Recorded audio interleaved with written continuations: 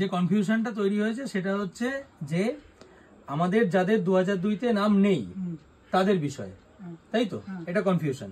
তো আমি প্রথমে আসি যার 2002-তে নাম আছে। 2002-তে নাম কার আছে? নিমাই মণ্ডল। তার 2002 সালে নাম আছে। তাহলে সে তার সাম্প্রতিক তথ্য দিয়ে উপরের অংশটা ফিল আপ করলো। ফিল আপ করার পর সে চলে এলো বাঁদিকে, আমাদের ফর্মের বাঁদিকের বক্সে। বাঁদিকের বক্সে সে 2002 এর লিস্ট অনুযায়ী ফিল আপ করবে। 2002 এর লিস্ট অনুযায়ী দেখো এখানে 2002 এর লিস্টে আমি একটা এক্সাম্পল দিই।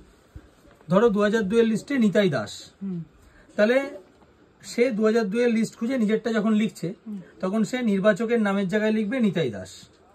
এপিক নম্বর এই নিতাই দাস থেকে সোজা চলে যাও, দেখো ডান দিকে এপিক নম্বরটা দেওয়া আছে। সে সেটা লিখলো।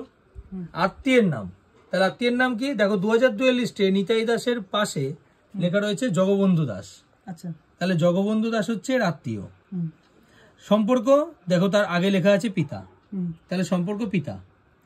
জেলা উত্তর 24 পরগনা, রাজ্য পশ্চিমবঙ্গ, বিধানসভা ক্ষেত্রের নাম বারাসাত, বিধানসভা ক্ষেত্রের নম্বর 90, অংশ নম্বর 246, ক্রমিক সংখ্যা নিতাই দাসের বাঁদিকে আছে 232। হয়ে গেল, নিতাই দাসের হয়ে গেল। এইবার ধরো নিতাই দাসের সন্তান, তার তো এখানে অংশটা সে ফিল আপ করেছে কিন্তু তার 2002 সালে নাম নেই, তাহলে সেই বাঁদিকের বক্সটা কিন্তু ফিল আপ করবে না। ভালো করে বোঝো। সে কি করবে? সে নিতাই দাসের ছেলে, তাহলে তার বাবা অর্থাৎ নিতাই দাসকে 2002 সালে খুঁজে পেয়েছে। সে কি করছে? সে তার বাবার ডিটেলসটাই কিন্তু এই ডান দিকে ফিল আপ করবে। ডান দিকে কিভাবে করবে? এখানে কিন্তু সে ছেলে তার নিজেরটা ফিল আপ করেছে, কিন্তু এই নিচের অংশটাতে সে তার বাবার ডিটেলস করবে, অর্থাৎ এই যে নিতাই দাস লিখবে, এপিক নম্বর এই ডান দিকে যা আছে তাই লিখবে, আত্মীয়ের নাম জগবন্ধু দাস লিখবে।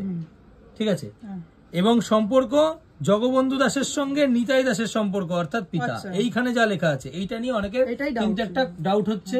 কি ডাউট হচ্ছে? যে আমার নাম যাই হোক না কেন আমার সঙ্গে কি সম্পর্ক আছে সেটা লেখার জায়গা এটা নয়।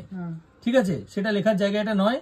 তুমি যাকে খুঁজে পেয়েছো তোমার আত্মীয়দের মধ্যে অর্থাৎ বাবা বা মা বা ঠাকুমা বা ঠাকুরদা, এদের যাদের তুমি ডিটেলসটা এখানে খুঁজে পেয়েছো তার যেটা আত্মীয় সেই আত্মীয়ের নাম এবং সেই আত্মীয়ের সঙ্গে তার যে সম্পর্ক, অর্থাৎ তোমার সঙ্গে কি সম্পর্ক সেটা এখানে আমরা দেখছি না। তোমার সুবিধার্থে তুমি কি করতে পারো? তুমি এখানে যখন তোমার বাবার নামটা লিখছো তার পাশে ব্র্যাকেটে তুমি বাবা লিখে দাও। তাহলে আমরা বুঝে গেলাম তুমি বাবার ডিটেলসটা লিখেছো। বুঝতে পারলাম? এই কনফিউশনটা ক্লিয়ার হলো? আচ্ছা, ঠিক আছে।